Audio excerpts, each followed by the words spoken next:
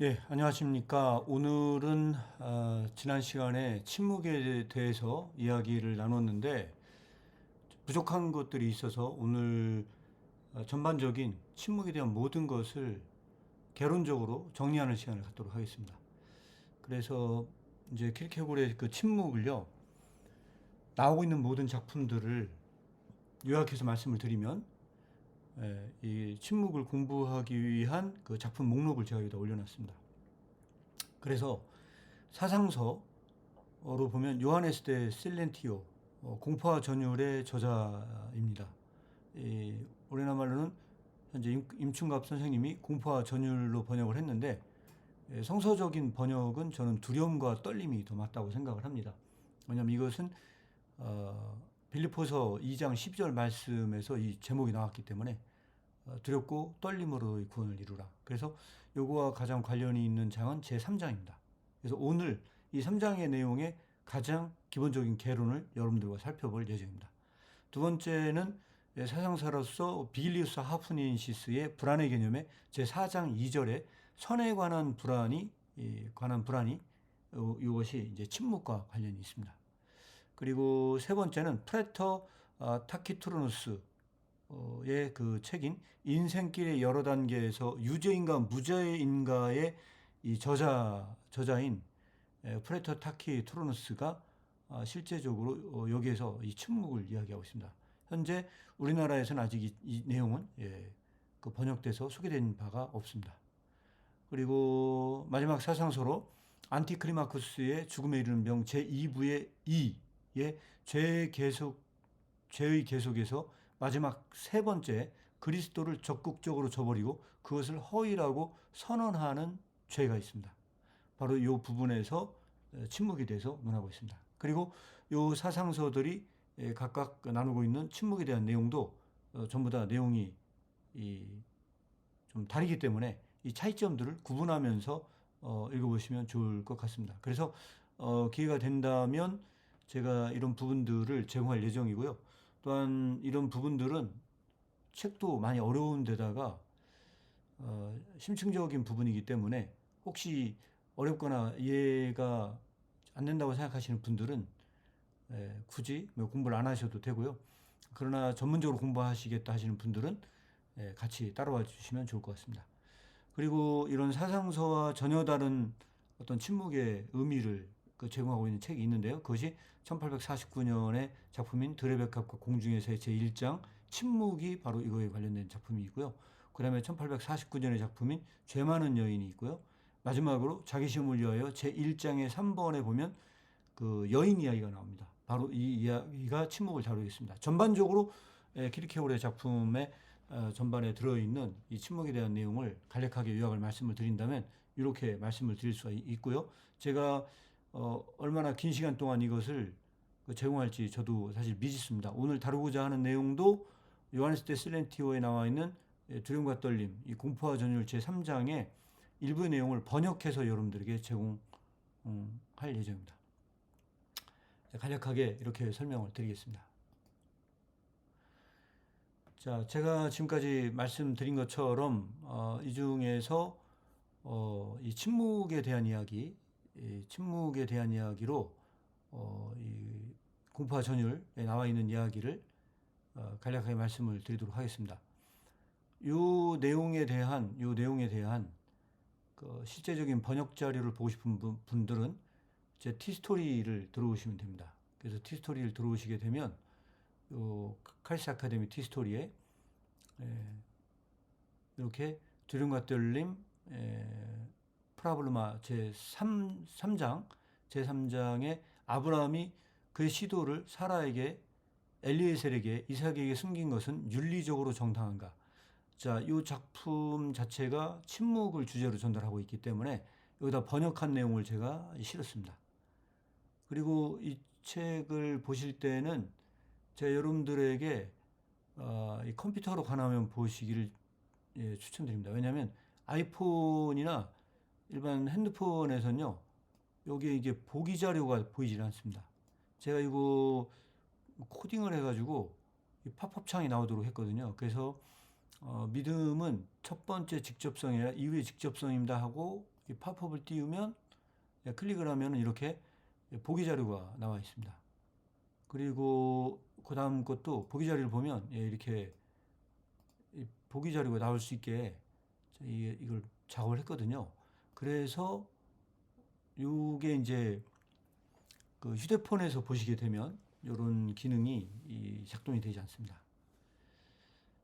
그래서 전체 자료들을 현재 번역해서 제공하지 못하고 있기 때문에 제가 덴마크와 영역본을 비교 대조하면서 특별히 이 번역을 한 내용들을 올려놨으니까요. 이 내용을 직접 읽어보시면 직접적으로 확인해 보실 수 있으리라 생각이 듭니다. 간단하게 요거는 이렇게 마무리하도록 하겠습니다.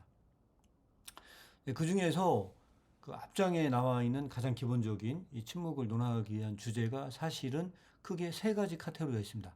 윤리적인 것, 미학적인 것, 종교적인 것. 이 세 가지의 영역 안에서 현재 다루고 있고요. 그 중에서 요하네스 데 실렌티오가 뭐라고 얘기를 하냐면 자기가 이 글을 쓴 거의 목적은 미학과 윤리를 통한 은폐를 추적하는 것이다. 이렇게 설명을 하고 있습니다. 자, 그래서 윤리적인 것을 먼저 말씀을 드리면요. 윤리적인 것은 보편자고요. 이 폭로되는 것입니다. 그거에 비하면 미학적인 것은 개별자에 해당이 되고 은폐된 것입니다. 이 책은 이렇게 설명을 하고 있습니다. 그래서 보편자를 설명을 드리면 보편자 입장에서는 은폐란 있을 수가 없습니다. 보편자는 중개자고 매개자입니다. 보편자는 반성적인 것이고 이건 직접성이 아닙니다. 이거에 비한다면은 미학적인 것은 은폐가 필요하고요. 은폐가 필요하고요. 그 다음에 이것은 흥미로운 것이다 이렇게 말할 수 있습니다. 이것은 직접성이고 이건 첫 번째 직접성이다 이렇게 말할 수 있는 것이고요. 그리고 흥미로운 것은 다시 이것은 미학과 윤리학의 경계에 있다고 이렇게 이 책은 말하고 있습니다. 그리고 여기에서 인용을 하고 있는 것이 아리스토텔레스의 시학을 인용하고 있습니다. 그래서 제가 이거를 인용한 시학을 우리나라 말로 되어 있는 것을 직접 찾아서 인용을 했습니다. 플롯에는 반전과 인지라는 두 요소가 있고 세 번째 요소는 순환이다. 반전과 인지는 이미 앞에서 설명했고 순환은 파괴적이거나 고통스러운 행위다. 이렇게 아리스토텔레스의 시학에 나와 있습니다. 자, 여기에서 사실 이 키르케고르가 이걸 인용을 하고 있는 건요. 그 당시에는 흥미로운 것에 관심이 많았다는 것이죠. 그러니까 이 흥미로운 것은 고대 비극하고는 달리 희극적인 요소였고요. 그러니까 이런 것에 대한 어떤 비판점을 제공하려고 했던 그런 모양새로 글이 쓰여져 있습니다. 아마 좀 어려울 수도 있지만 제가 이해한 바대로 간략하게 말씀을 드린다면 그렇습니다. 우리가 연속극을 보지 않습니까? 연속극을 보면은 어떤 불륜이라든지 어떤 그게 주인공은 그 은폐된 요소를 모릅니다. 근데 그런 뭐 첩에 자식을 낳았다든가 뭐 등등 여러 가지 이야기들이 많이 있지 않습니까? 그런데 여기서 중요한 건 뭐냐면 우리가 그런 은폐된 요소가 처음에 등장을 해버리면요. 이 드라마가 별로 재미가 없습니다. 그래서 미적인 요소가 가미되기 위해서는요. 모든 게 은폐가 돼야 됩니다. 그리고 은폐된 게 특히 주인공은 몰라야 되고요. 시청하는 관객들만 알고 있어야 됩니다. 그래야 흥미진진한 요소가, 그 흥미로운 요소가 더 증폭돼서 나타납니다. 그래서 미학적인 영역은 사실은 흥미로운 것과 관련이 있고요.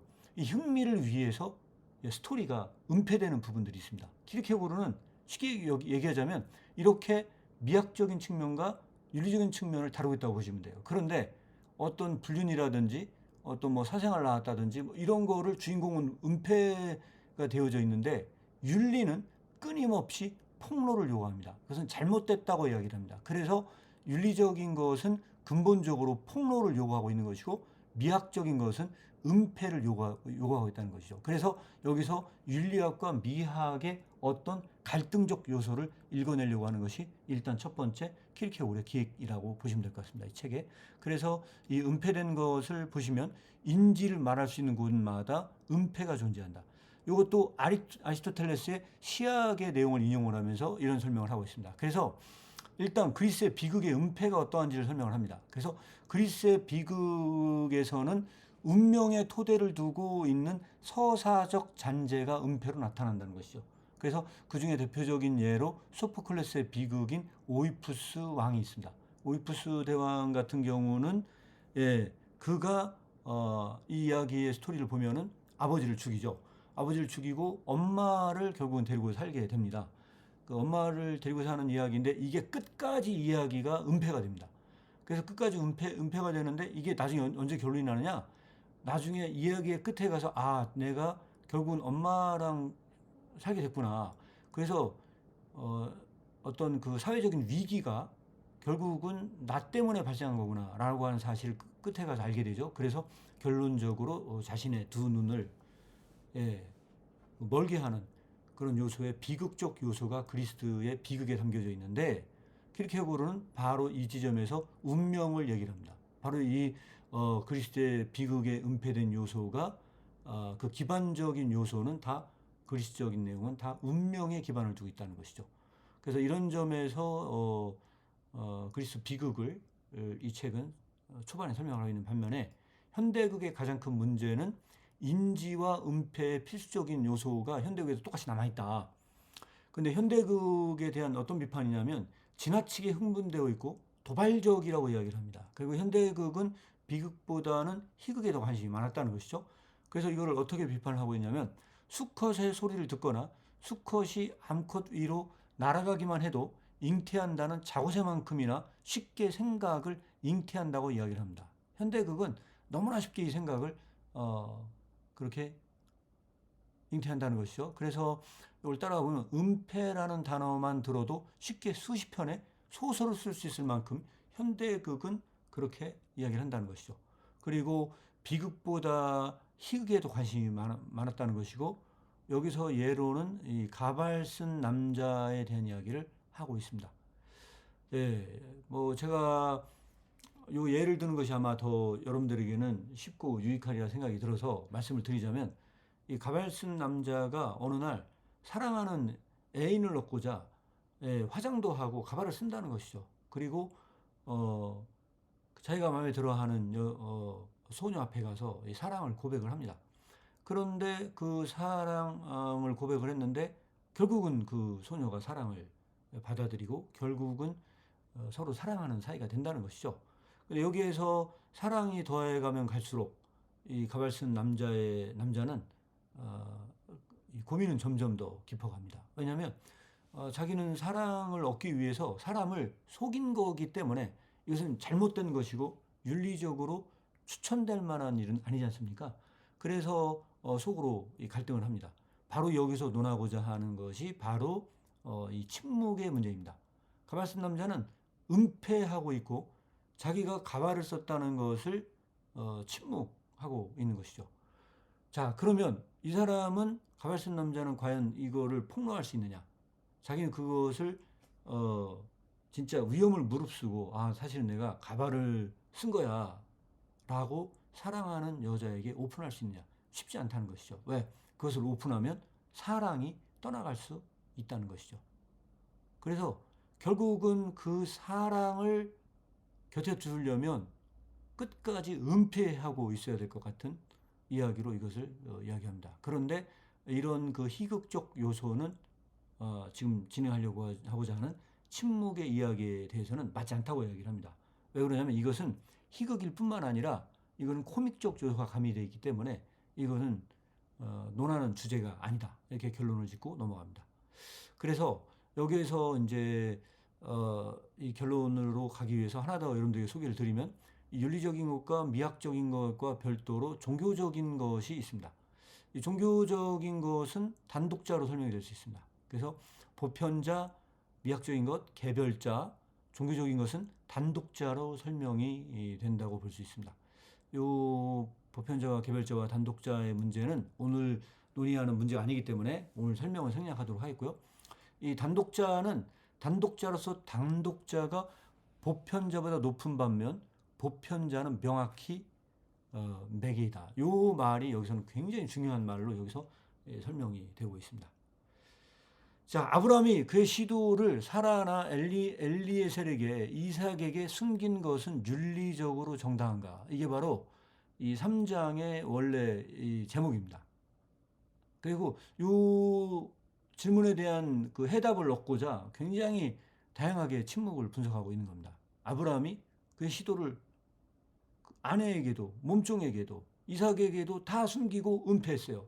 모든 것을 침묵했어요. 과연 이 부분에 대해서 윤리적으로 정당한가를 물어봅니다. 그런데 여기서는 뭐라고 얘기를 하냐면 이게 바로 이 답에 대한 힌트가 바로 이 말입니다. 단독자로서 단독자가 보편자보다 높은 반면 보편자는 명확히 매개이다 라고 하는 것. 요것이 전제되지 않는 한 요것은 설명되지 않는다. 이렇게 보시면 될 것 같습니다. 그래서 이 단독자는요, 두 번째 직접성이다. 반성 후의 직접성이다. 이렇게 설명을 하고 있습니다. 자, 이 문제도 굉장히 어려운 주제 중에 하나인데 일단 넘어가도록 하겠습니다. 그래서 보게 되면은 여기서 종교적인 것에서는 또 역시 은폐와 침묵이 남는데 이 은폐와 침묵 속에서는 아브라함은 뭐가 있냐? 시험 가운데 있게 됩니다. 그래서 지금까지 논의한 요하네스 대 실란티오가 논하고 있는 이 침묵의 문제는 우리가 지난 시간에 이야기했던 새와 드레베캅과 공중의 새에서 논의하고 있는 침묵과는 굉장히 결이 다른 침묵에 해당된다. 그래서 침묵의 종류가 다르다. 일단 기본적으로 그것을 구분해서 여러분들이 보셔야 될 것으로 보입니다.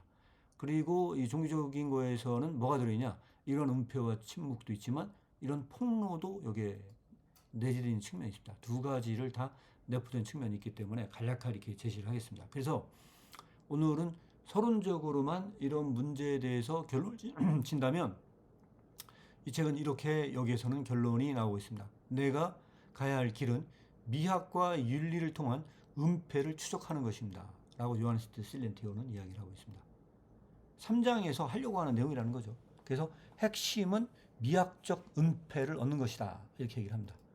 그래서 여기서 중요한 건 뭐냐면 역설은 미학과 윤리의 절대적 차이에서 나타나기 때문이다. 자, 그래서 이 책은 그 미학적인 내용으로부터 출발하고자 하는 약간 그런 의도를 가지고 있다. 이렇게 보시면 될 것 같습니다. 예로 소녀가 남모르게 사랑에 빠진 이야기를 하고 있습니다. 그래서 이거를 여러분들에게 소개를 드리면 이렇습니다. 자, 그녀의 부모는 다른 사람의 사람과 결혼하라고 강요를 합니다. 소녀가 사랑에 빠지는데 부모는 다른 사람과 결혼하라고 강요를 해요. 그래서 부모의 말에 순종하여 사랑을 숨길 수 있다는 것이죠. 그럼 어떤 일이 벌어지냐? 다른 사람이 불행해지지 않도록 누구도 그녀의 고통을 발견하지 못하도록 숨긴다. 네, 사랑을 숨깁니다. 그리고 사랑에 빠진 청년은 그의 소원의 대상, 불안한 꿈을 이루기에 한마디 말만 하면 된다는 것이죠. 그러나 이 작은 말 한마디가 온 가족을 위태롭게 할 수도 있다는 것이죠. 소녀는 절대 알아서는 안 돼.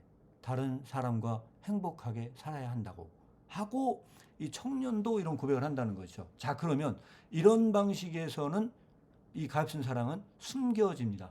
결국은 이 사랑은 숨겨지고 말고 은폐는 여기서 은폐는 그러면 자유로운 행위라는 거죠. 하지만 누가 책임을 지는가? 이 사랑이 이렇게 은폐됐을 때 사랑을 이루지 못한 것은 결국 미학이 책임을 져야 한다고 이야기를 합니다. 자, 미학이 책임을 져야 한다고 이야기를 하는데 다른 얘기를 또 합니다. 하지만 미학은 전당포보다 더 많은 출구를 가지고 있다는 것이죠. 그래서 우연의 도움으로 사랑이 폭로가 된다는 겁니다. 결국 사랑을 고백을 합니다. 하지만 윤리는 그런 우연이나 감정에 대해서는 아무것도 모릅니다. 윤리는 존엄성을 갖고 장난을 치지 않습니다. 영웅의 연약한 어깨에 책임을 지운다는 겁니다. 자, 여기까지 간략하게 이렇게 침묵과 은폐와 또 인지와 폭로의 문제를 간략하게 서론적으로만 다뤘습니다. 그래서 이 앞부분의 서론에서는 이렇게 결론을 짓습니다. 미학은 글씨가 잘못됐습니다. 네, 미학은 은폐를 요구하고 이에 보상했습니다. 윤리는 폭로를 요구하고 은폐를 처벌했습니다. 이렇게 이 책은 말하고 있습니다. 그리고 서론에서 결론은 이렇습니다. 미적 착각에 먹인 영웅이 자신의 침묵으로 다른 사람을 구원한다고 생각했을 때 침묵을 요구하고 이에 보상을 합니다. 그러나 영웅이 자신의 행위로 다른 사람의 삶에 해를 가할 때 폭로를 요구합니다. 예, 이렇게 그 문학적 장치로서의 은폐와 폭로에 대한 이야기를 여기까지 말씀을 드렸습니다. 자, 여러분 지금까지 이 이야기를 따라와 주신 여러분들에게 감사드립니다. 오늘은 이 침묵에 대한 이야기를 가기 위한 서론적인 이야기를 말씀을 드린 겁니다. 그리고 관심 있는 분들은 제가 지금 이 책의 앞부분의 내용을 번역을 해서 올렸습니다. 앞으로 그 진행될 내용들은요, 강론으로 앞으로 계속 이렇게 진행을 할까 좀 생각 중에 있습니다. 그래서 따라와 주신다고 한다면 일단 가장 침묵에 대한 주제로서 가장 중요한 책이 이 두려움과 떨림입니다. 그런데 혼자 읽어나가기는 너무 어렵습니다. 그래서 여러분들에게 이 어려운 책에 대한 이 강론을 이런 방식으로 진행을 할 예정이고요. 또 제가 이렇게 제공하는 이유 중에 하나는 뭐냐면 이게 오프라인 강좌로는 언제 할지도 모릅니다. 언제 진행될지도 모르고 제가 목표는 가능하면 내년에 이거를 다시 번역해서 출간을 하는 겁니다. 다시 내년에 번역해서 출간한다면 아마 그때는 오프라인 강좌도 또 진행될 가능성이 있을 것 같습니다. 그 전에는 이렇게 온라인으로 제가 말씀을 드리고 또 궁금한 점은 댓글로 남겨주신다면 여러분들과 이야기를 나누도록 하겠습니다. 다음 시간에는 더 구체적인 내용으로 이 침묵을 이야기하도록 하겠습니다. 오늘 지금까지 여기까지 시청해주신 모든 분들께 감사드리고요. 다음 시간에 뵙겠습니다.